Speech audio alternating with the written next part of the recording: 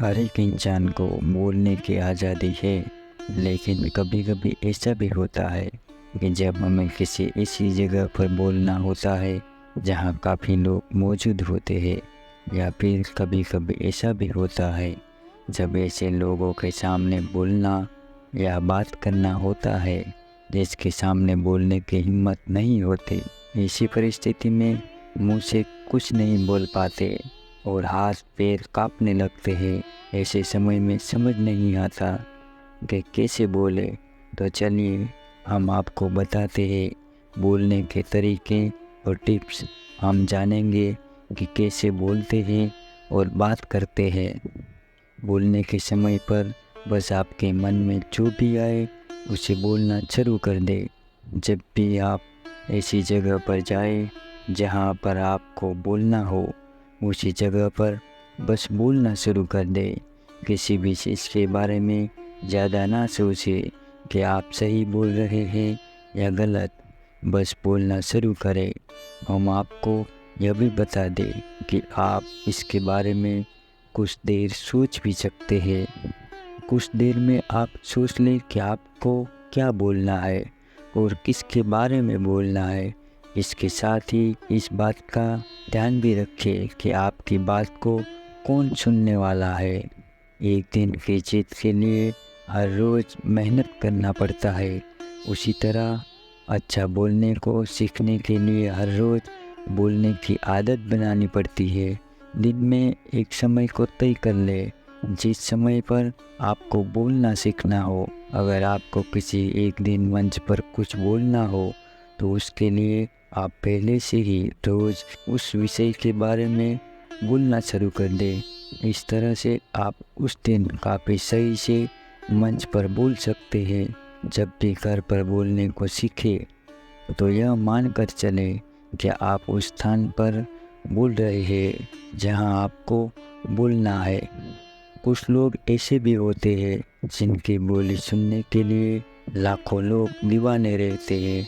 ऐसे व्यक्ति के भाषण और बात को लोग काफ़ी पसंद करके देर तक सुनते हैं। आपको भी बोलना सीखना हो तो ऐसे लोगों के बोलने के तरीके को ध्यान के साथ सुने और यह समझने की कोशिश करें कि वह अपनी बात को किस तरीके से कह रहा है। जब आप उनको ध्यान से सुनना शुरू कर देंगे तो आप बहुत जल्द और कम मेहनत में अच्छा बोलना सीख सकते हैं। किसी दूसरे के बोलने के तरीके का नकल न करें, बस सीखें कि वह कब किस शब्द का इस्तेमाल कर रहा है, अपनी बात को कितना आसान करके समझा रहा है।